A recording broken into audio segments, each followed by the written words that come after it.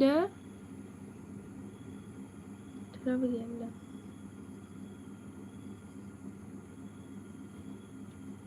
Comment खालाम लोगोफोर जाय फैदों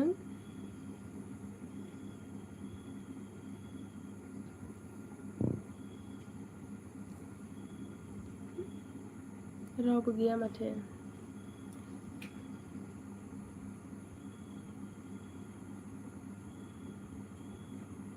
टाइमा खैथा जाखोथाय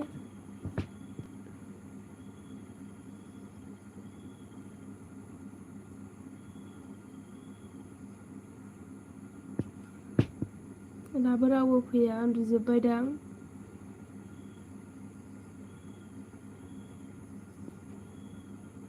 नोंहाय नुदों दा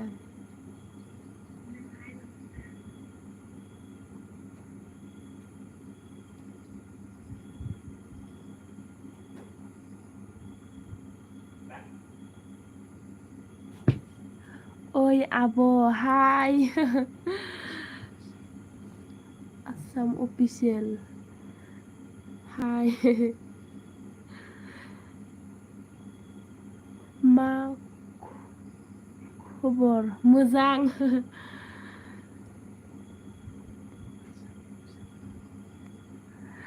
जाय फैदों लाइक होलां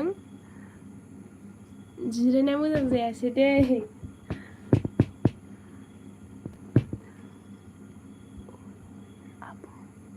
आसाम अबेनि आब'आ आं काजलगावनि आगैमोन हाय आब' हाय हेलौ आब'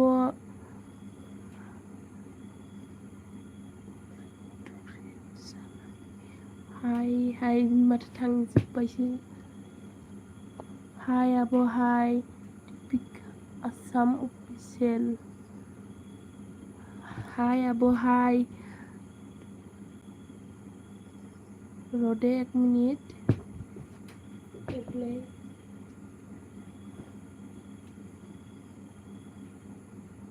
बै माबाया लाबोलाय बियो नैबे हाय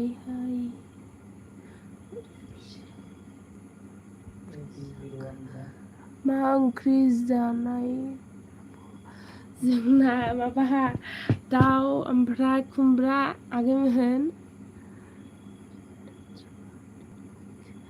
हाय मा खालामदों जिरायनानै दं BAD बय मोजां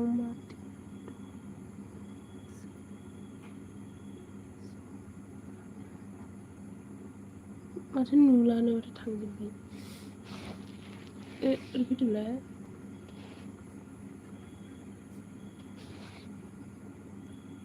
जिरायनाय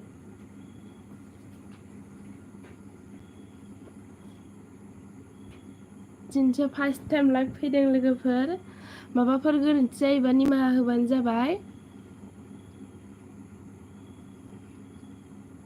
लाइक हो दे आगैमोन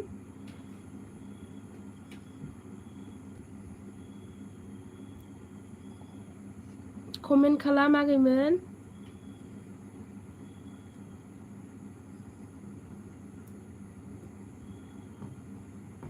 रावबो गैला माथो मा खबर मोजां सोर बे सादेक आली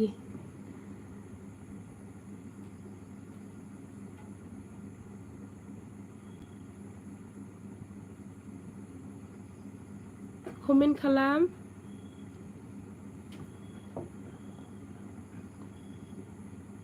जाय लाइक होलाङाखै लाइक होलांबानो जाबाय दाबो 7 जनल' मा ओंख्रि जाखो खोन्थाहरदो आगैमोन हेलौ आब' हेलौ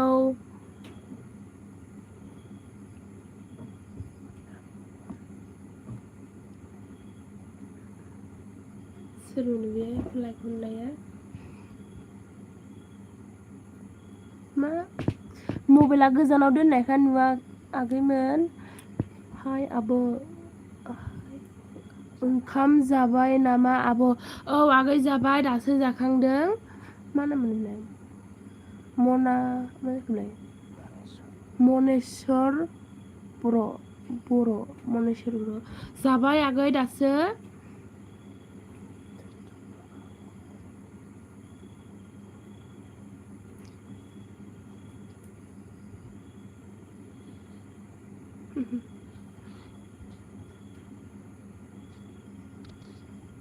आसाम अफिसियेल माथो नुलानो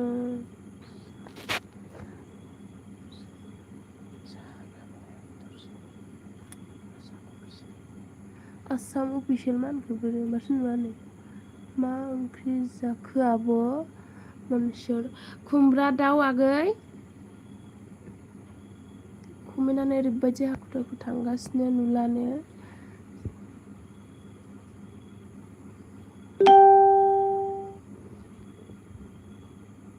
रावबो फैला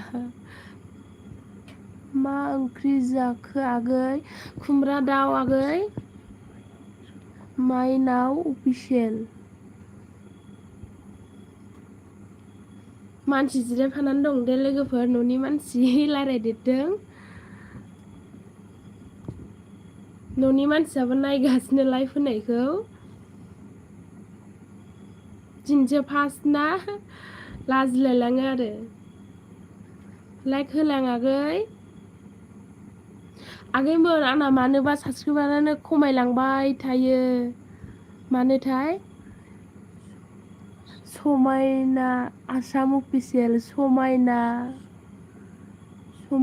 मा जाखोलै ससमा गानाबोनो गाना आगै दिनै गानथ'ला मोजां नुदों नामा ससमा गाननानैलाय आसाम अफिसियेल मा ओंख्रि जाखो आगैमोन खोन्थाहरदो हो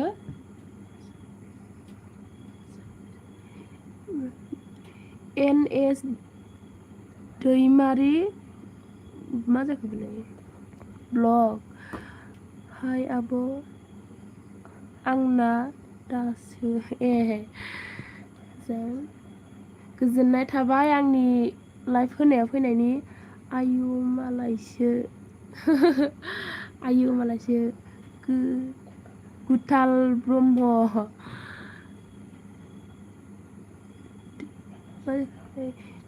NS दैमारि ब्लग बोरै दं आब' मोजाङै दं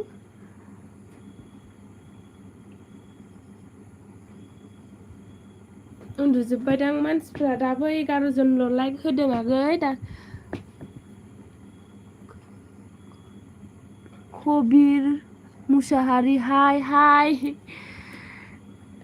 दैथुन अयारि ना मा जाखोलाय अयारि ब्लग आब' मा गामिनि आं काजलगावनि आगै नोंलाय मा गामिनि खोन्थाहरदो सनजिथा मा जाखोलाय सनजित नार्जारि ओइ थांग्रोबाय माथोलाय ओइ नामा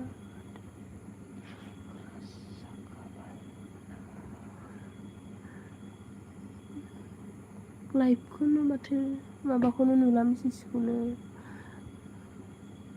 नायबाय थायो दे आं नोंनि भिडिअफोरखौ मोजां आगै आंनि भिडिअखौ नायबाय थानायनि गुथाल ब्रह्म भिडिअखौनो गोबावजोंसो होनाय जायो जेरावबो थांनाय जायाना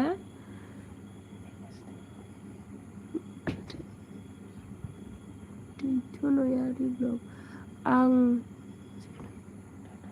दादागिरि आब' दादगारिनि दादगारि खाथियानो जायो माथो दादगारिनिफ्राय मा खोलैखो बियो रदे उन्दै दं लोगोफोर माबा जोंना फुलकबि आलु दाबायदियाव फुलकबि मोनो आरो थांबाय दैथुनयारि ब्लग औ आब' मोजां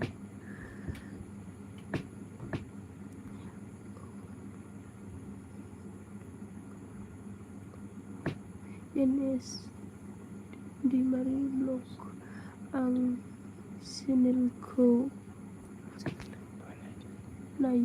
नायो आगै नोंनि चेनेलखौबो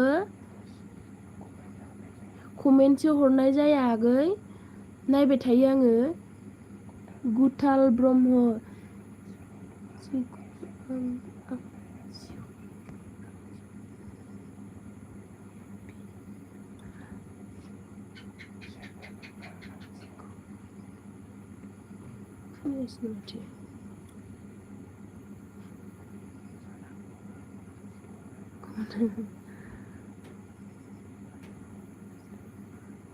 जेबो नङा जिउनि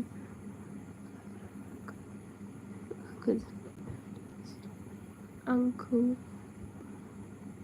बावनानै थाया आगै नायखायो बावा मानो बावनांगौ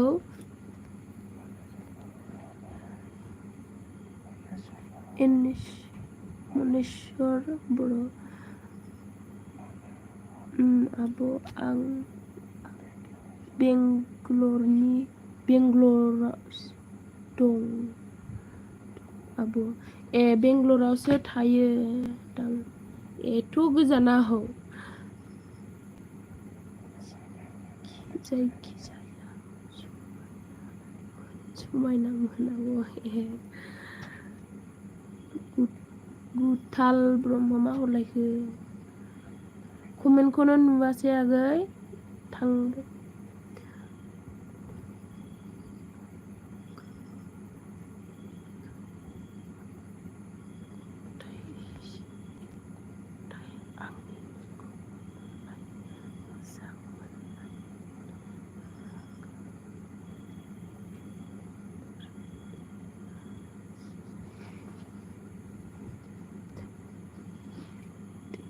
दैथुनयारि आब' आंनि कमेन्टनि एन्सार होयो आगै नोंनि कमेन्ट एन्सार लोगोफोर खयथा जाखोथाय लाइफआ दसेल'सै आगै दाबो लाइकखौनो होलाङा आगैमोन होबानो जाबा लाइकखौ कमेन्ट खालामदो आगैमोन 11था जानोसैदां माब्ला 10:35 ओंख्रिखौनो खोन्थाहरासै माथो आगैमोनालाय ओंख्रिखौ खोन्थाहरदो गुथाल ब्रह्म आं थानायाव फुलकबि मोनो मोजां आगै जोंथिंसो दाबो मोनजाया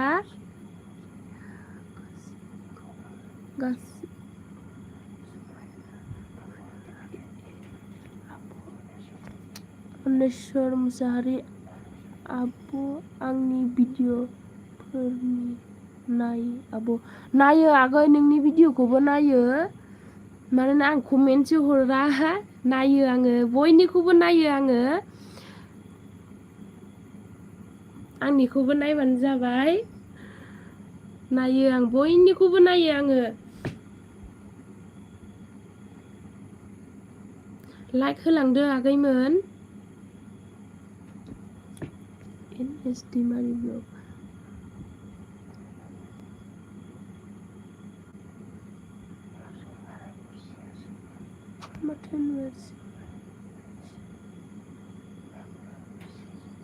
माथो माबायासैनो आंना एमबि गैया दे आगैमोन थाब जोबलांनो हागौ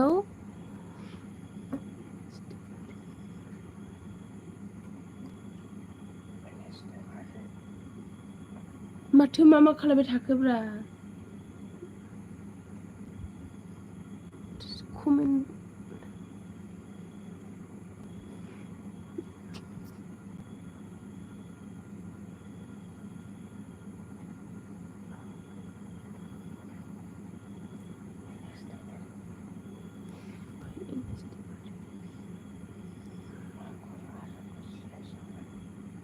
हो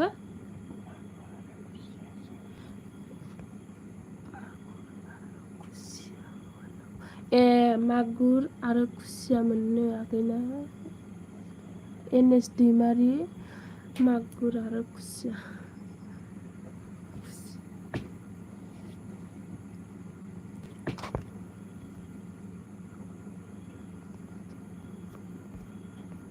बोरैबा दिनैसो फार्स्ट लाइभ फैदोंना बोरैबा गोनो गोथो मोनो आरो फैफेराखैना आङो बिदि फैबाय थासिगोन एबार लाइभआव आगैमोन लाइक होलांदो आगै जाय जाय लाइक होदों कमेन्टआव खोन्थाहरलाय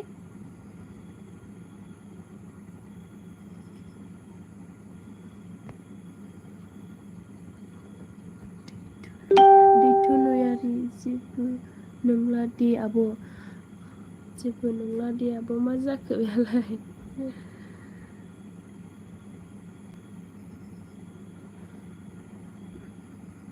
हो मा खोलैजोबनानै दोनजोबखो बिसोरो गथ'फ्रा ओरैबायदि माने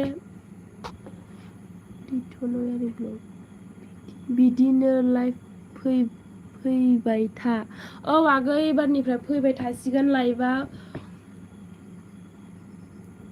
फैफेराना आङो बोरैबा गोनो गोथो जायो आरो एबार फैबाय थासिगोन आगैमोन आंनि चेनेलखौ साबस्क्राइबार खालामाखैबा खालामनानै ला आगैमोन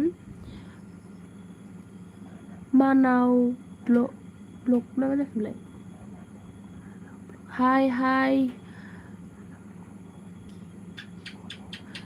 कि खबरनो बर'ना हारसा जाखो हो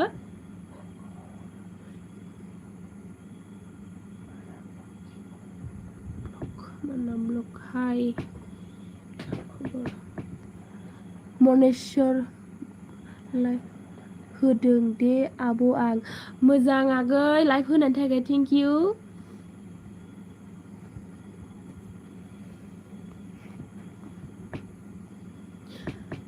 मैया सरलपारा थांनायानो दाबो मेंगायाखै आगैमोन दैथुनयारि थेंक इउ मैया सरलपारा थांनाय लामा गाज्रिनो ओरैबायदि मेंबाय लोगोफोर दिनै दाबो मेंगाया आरो जा लामा गाज्रि बोरैबा लामायानो गाज्रिथार आगैमोन मैया सोर सोर सरलपारायाव थाङा खोन्थाहरदो आगैमोन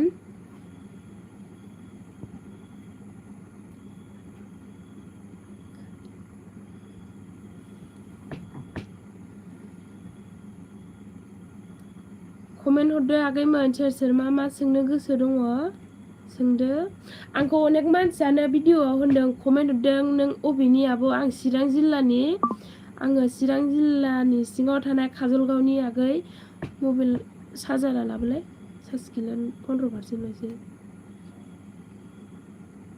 दसेल'सै आगै दैथुनयारि ब्लग पान्जाबावसो थायो आयु एथ' गोजानाव जोंहाथ' दाबो थांफेरनोनो मोना एथ' गोजानाव थायो खामानि मावहैदोंना पान्जाब एथ' गोजान औ आब' मोजां खामायनानै फैदो अबेनिमोन आगैया खोन्थाहरदो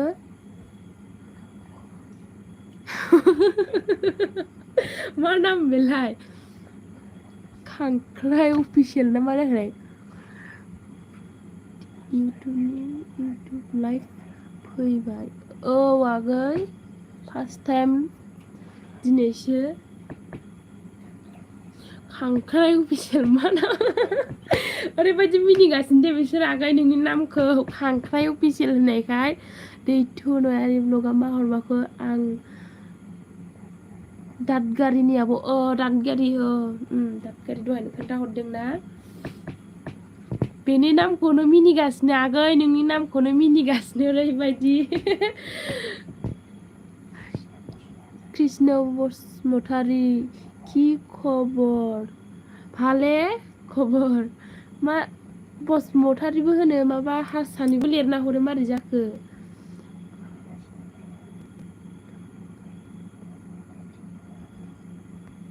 मा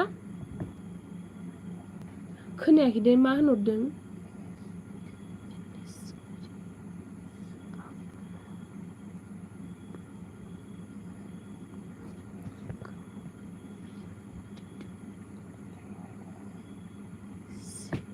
मा जाखोब्ला माथो नुवानो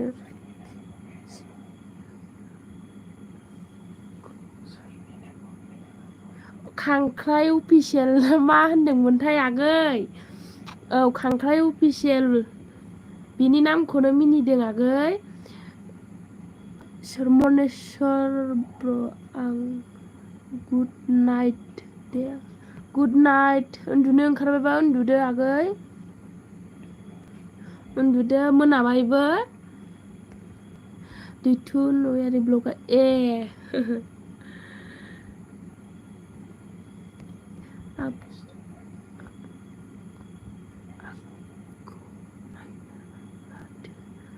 कमेन्ट ना होनो आगै थांबा माबा कमेन्टआनो ओरैबायदि माबा थांगासिनो आरो नायदों आगै रिप्लाइसो हरफिननो हायाखै आङो एन.एस. दैमारि ब्लग नायो आगै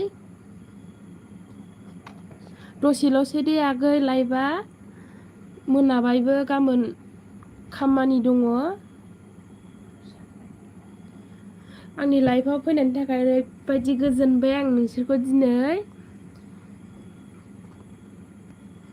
बिदिनो सापर्ट खालामबाय था आगैमोन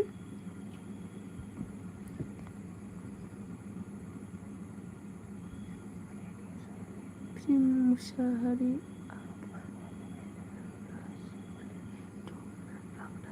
आं मोजाङै दं आगै दासो फैदों मोजां आगै आंनि लाइफआव फैनायनि थाखाय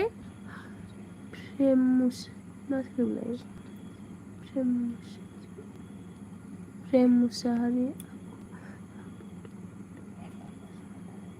हिमन बसुमतारी हाय आब' मा खबर मोजां आगै खांख्राइ अफिसियेल लाभ इउ आब'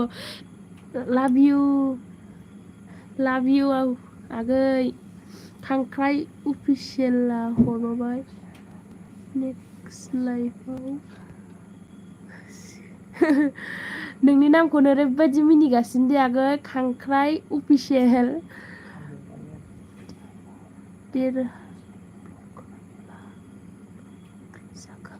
मा ओंख्रि जाखो देरहा फंबाय जोंना ओंख्रिया खुमब्रा ओमफ्राय दाउसोमोन दे आगै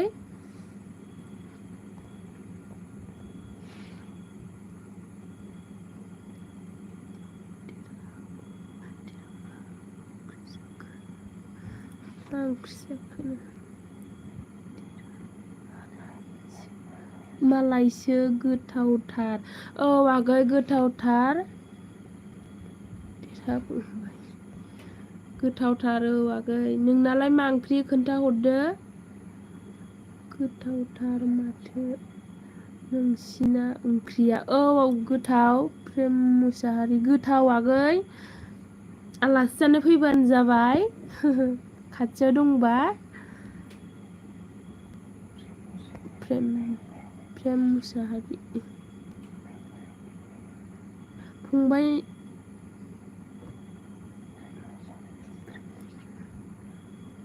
मन्जु ब्रह्म हाय मन्जु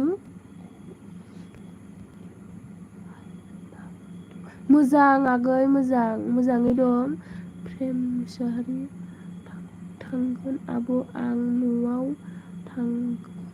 थांग्रोनो र' फैबानो जाबाय न'आव फैनानै जोंना काजलगाव दे आगैमोन गामिया चिरांनि आङो चिराङाव काजलगावखौ मिन्थियोना मिन्थिया आगैमोन खोन्थाहरदो।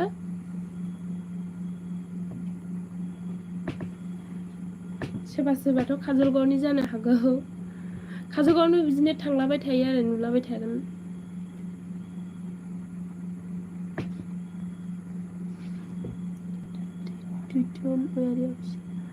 मिथियो आब' मिथिया आब' ए बङाइगाव खाथियाव आगै फैफेरा दानफिनबायसो फैफेराखैबा फैदो।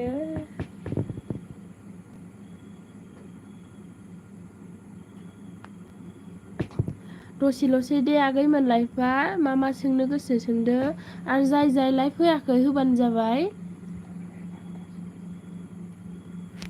फन 11ता जाबाय माथो मोनाबायबो। आं बिदिनो सम सम फैबाय थागोन दे आगैमोन लाइफआव। दिनैसो फार्स्ट टाइम लाइफआव फैनानै ओरैबायदि गोजोनबाय आगैमोन नोंसोर मोजां कमेन्ट हरनायजों गोसोआनो ओरैबायदि खुसि जाखाबाय।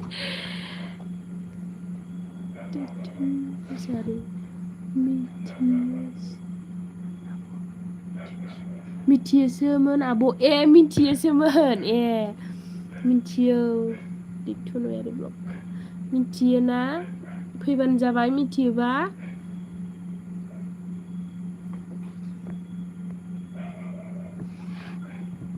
गोजानावसो थाहैदां ना आगैमोनहा।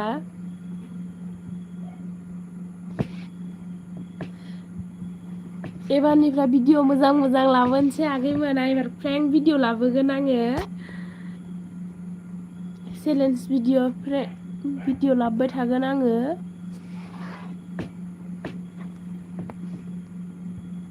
माबायाबो माथो थांसिगोनानो।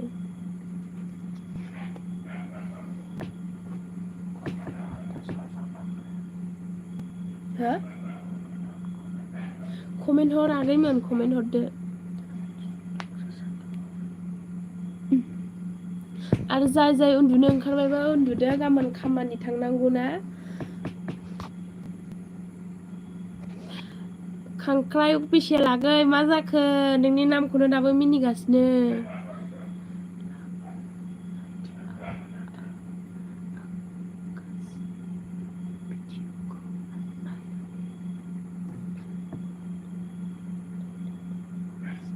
ए नायनो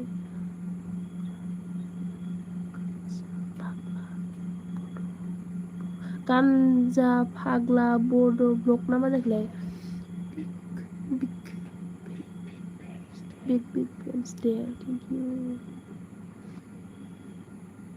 हेमन्त बसुमतारी हाय आब' आंनि भिडिअ एसे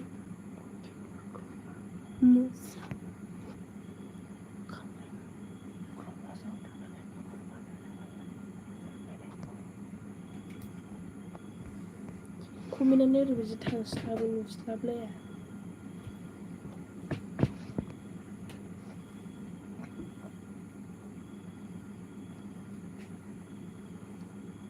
बे मबाइला लाबोलाय।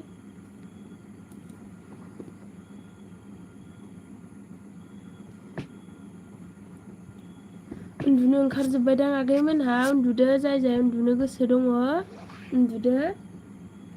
आंबो दोनथ'नोसै आरो लाइफखौ 10 मिनिटसो दंबावो। एमबियाबो माने दहायो भिडिअ आपल'ड होनानै एमबियाबो बारा गैला आगैमोन बोरैबा एमबियाबो जोबहैनो हागौ।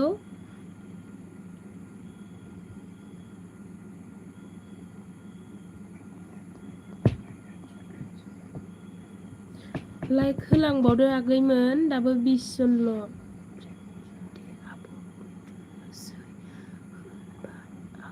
उन्दुदो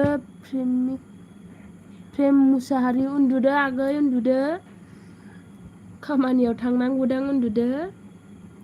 थेंक इउ दे आगै आंनि लाइफआव फैनायनि थाखाय।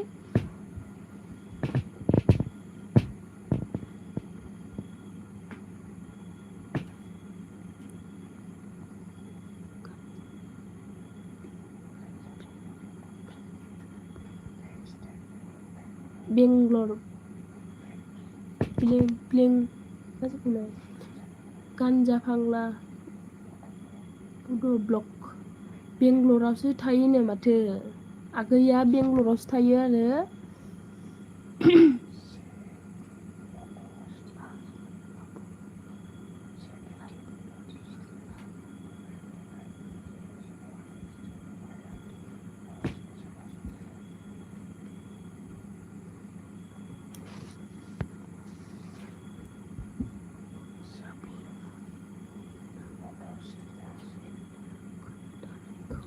थानायखौ स्टेटास जालाबायखो सिडि ब्लक स्टेटास माने लाइफ फैदों फार्स्ट टाइम फैदोंनो लाइफआव आं आब' आगै आं दिनैसो फार्स्ट टाइम लाइफआव फैदों फैफेराखै आरो बोरैबा गोसोआ उसुखुथु मोनो दिनैसो फार्स्ट टाइम फैदों नालाय आं बिदि फैफेरला आं दिनैबो फैनो नागिराखैमोन ओमफ्राय भिडिअ होयैया गोबावसै होननानै दिनै लाइभ फैनाय जाबाय प्रेम मुसाहारि मा वेलकाम आब' वेलकाम खामानियाव थांनांगौ आगै खामानियाव थांनांगौबा उन्दुदो MRMM राक्स मा होनो हाय मा खबर बाजै मोजां आगै एस ब्लग मा खबर बाजै मोजां मोजां खबर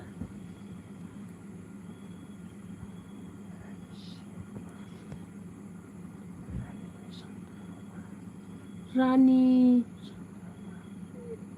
चन्द्र मा होनो हेल' फ्रेन्ड्स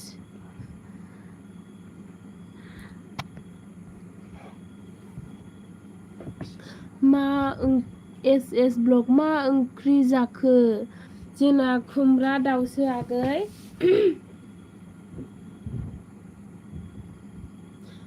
आगैमोना सोर सरलपारायाव थांदों कमेन्टआव खोन्थाहरदो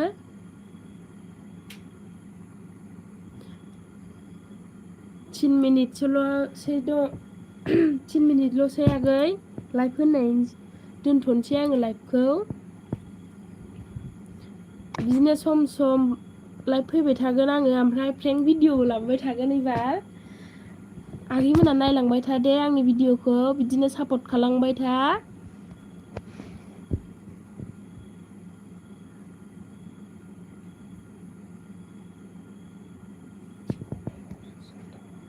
कमेन्टआव सोर दङ हरबाय थादो आगैमोन मा सोंनो गोसो सोंदो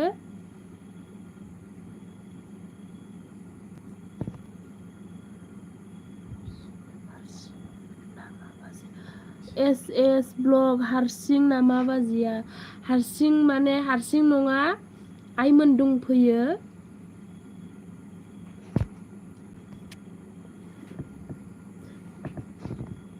जोंहा न'खराव सानैल' आरो मानसि बारा गैया MRMM rocks I love you बिबेक लाभ इउ आगै लाभ इउ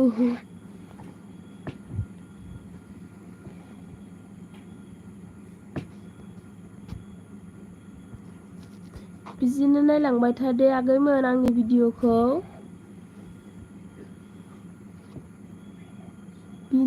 अफिसियेल हाय आब' हाय आंनि भिडिअखौ नायबाय थायो आगैया नुबाय थायो आङो कमेन्ट हरनायाव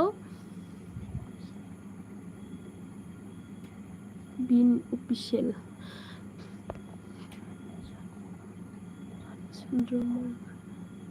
फ्रेन्ड निउ फ्रेन्ड काम रानि चन्द्र निउ फ्रेन्ड निउ फ्रेन्ड दहायनि फ्रेन्ड फेसबुकाव हरनाय होनदों ना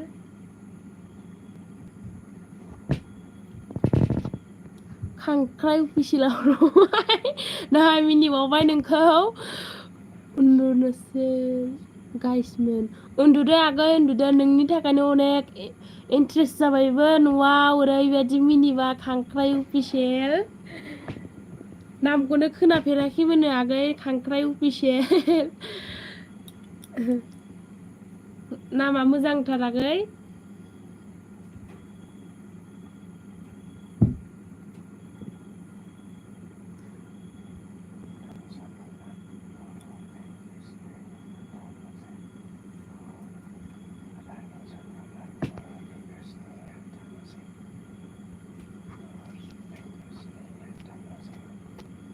बर' लिंगुइस्टनि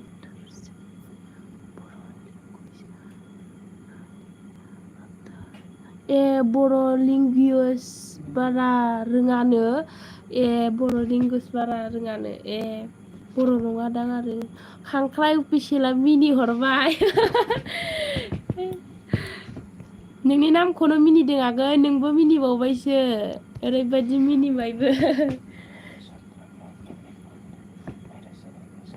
मेरे चैनल में नई है तो सब्सक्राइब करना रानी चंद्र हेलो आब' गुड नाइट उन्दुनोसै बाय उन्दुदो आगै उन्दुदो बिन अफिसियेल आगै उन्दुदो नोङो उन्दुनो ओंखारबायबा मोनाबायबो ना उन्दुदो आगै आंबो उन्दुनोसै आगै गाबोन खामानि दङ 11टा जानोसै एसामिस भाखा एसामिस रायलायनो थिनदों आरो रायलायदो एसामिससो रोङोनो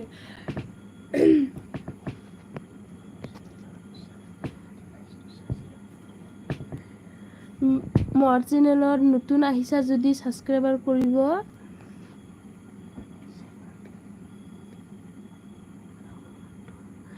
खांख्राइ अफिसियेला मा होनखो बिनानाव दं नामा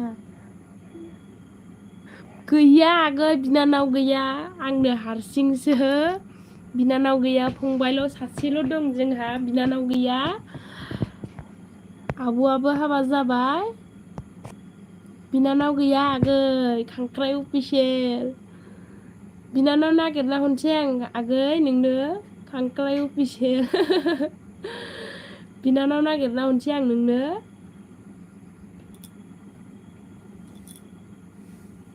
नोंनि थाखायनो इन्ट्रेस्ट जाबाय दे आगै खांख्राइ अफिसियेल इन्ट्रेस्ट जाखानांगौ आगै माबाया गोलैबायदां आयै मा खोलैजोबखो उन्दैफोरबो दंफैयो आगै ओरैबायदि खांख्राइ अफिसियेल मिनिबाय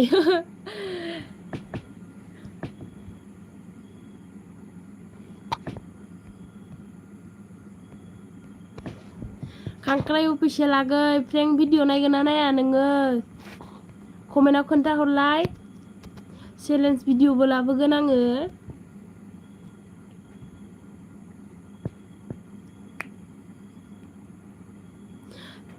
खांख्राइ अफिसियेल आगै नों अबेनि खोन्थाहरलाय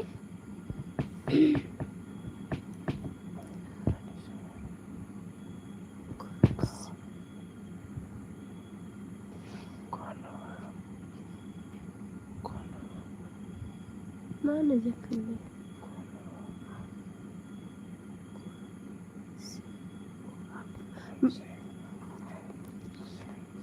मेसिरां सेहु मेसिरां काजलगाव नायो खांख्राइ अफिसियेल मा जाखोलाय चिरांनि आब' नोंबो चिरांनिसो चिरां मा गामिनि आगै खोन्थाहरदो माथो खाथिनिनो आंबो चिरांनि अबेबा लोगो मोनबा रायदाव दे आगै मा गामिनि आगैया खोन्थाहरदो चिरां मा गामिनि?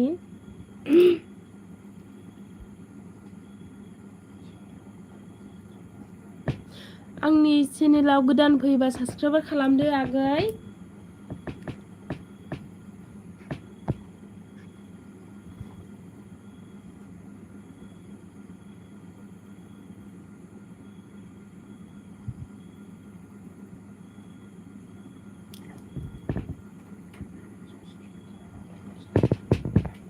लाइक थुनानै गालां आगैमोन सोर सोर लाइक होआखै।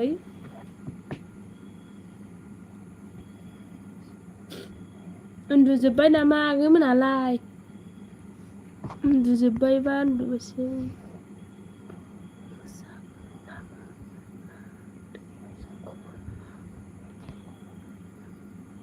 ब्र मोजां नामा मादै खबर? औ मोजां मादै नों औ मोजां।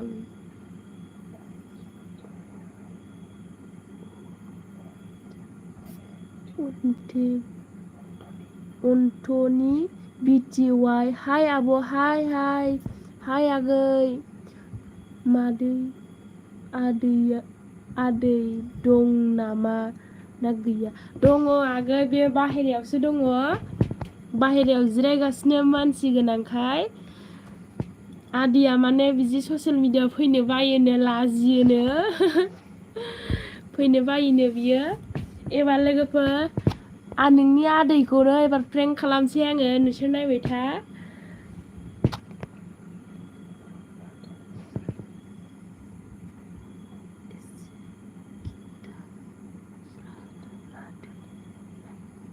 माखौ खोन्थानांगौ आगै?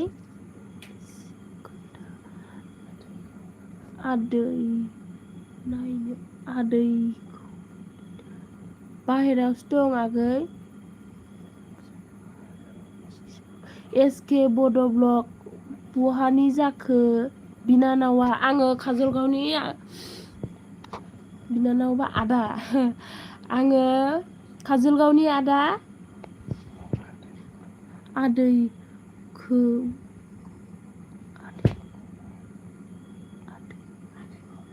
आदै खौरां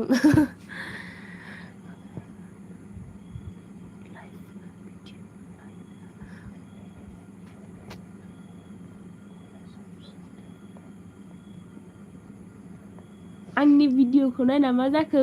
कलेजाव थांनो बासिगोन नामा? उन्दुदो आगै उन्दुदो नोंना कलेज दंबा उन्दुदो। अबे कलेजाव हाबो खोन्थाहरदो। कलेज दंबा उन्दुदो आगै लेखाबो फरायनांगौ। अबे कलेजाव फरायो खोन्थाहरदो आगै।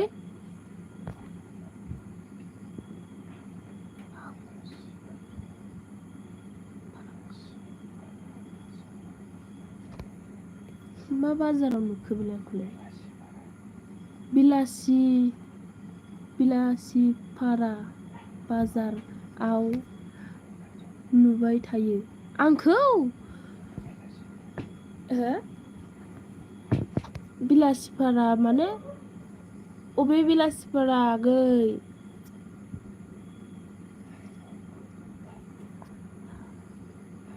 हारिमु ब्लग हाय बाजै हाय। SK बड' गुड नाइट बिनानाव गुड नाइट आदा गुड नाइट। उन्दुदो आदा उन्दुदो। आंबो दसेल'सै 2 मिनिटसोल' होनोसै।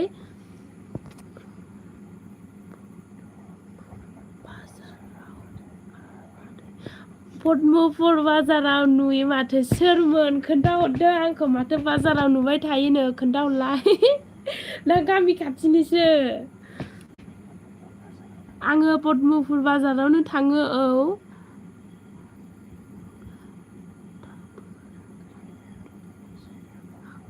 खांख्राइ बुजिलाय खांख्राइ उन्दुदो आगै खांख्राइ उन्दुदो। उन्दुनो ओंखारथारबायदां आगैया उन्दुदो।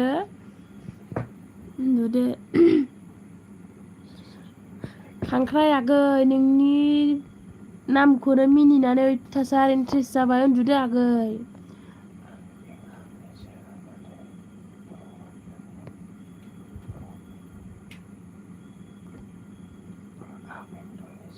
बेंटलनिसो बेंटलनि आंखौ नुबाय थायो नामा मोजां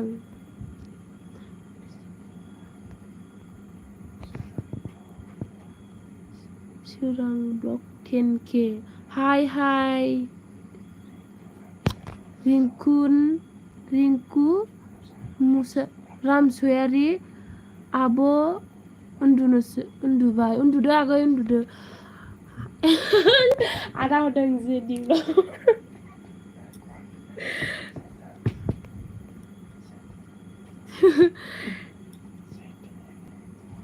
आदाया हरबाय नै दासो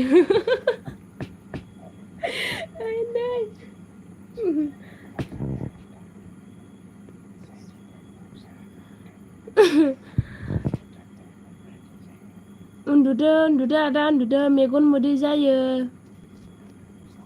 आंबो उन्दुनोसै उन्दुदो आदा मेगन मोदै जायो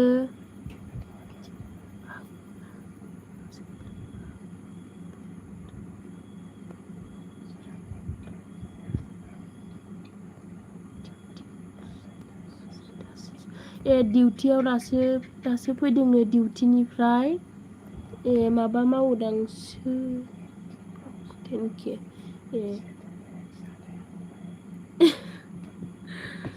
जेडि आदाया हरबाय JDX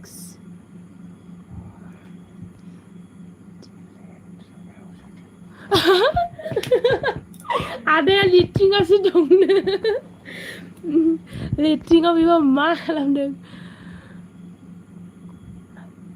गुड नाइट आब' दिबिका हरदों गुड नाइट उन्दुदो आब' उन्दुदो मेगन मोदै जादों नोंहा मैया अबबा थांदों ना उन्दुदो मैया सरलपारा थांनाया माबायदि मोनखो आंथ' ओरैबादि मेंखादों उन्दुनायानो माबायावसो सिखारखादों आङो 9टायावसो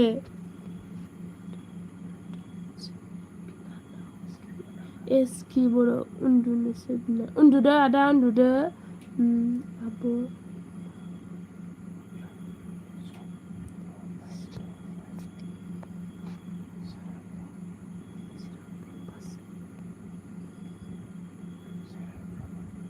सोरां बक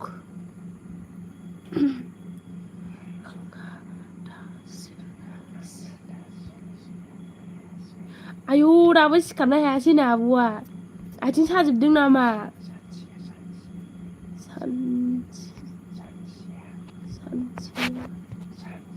जानजिया जानजि सादोंदां दैथुनयारि ब्लग लाइक हरदों आदाया लाइक हरदों आंबो दोननोसै आगैमोन मोनाबायबो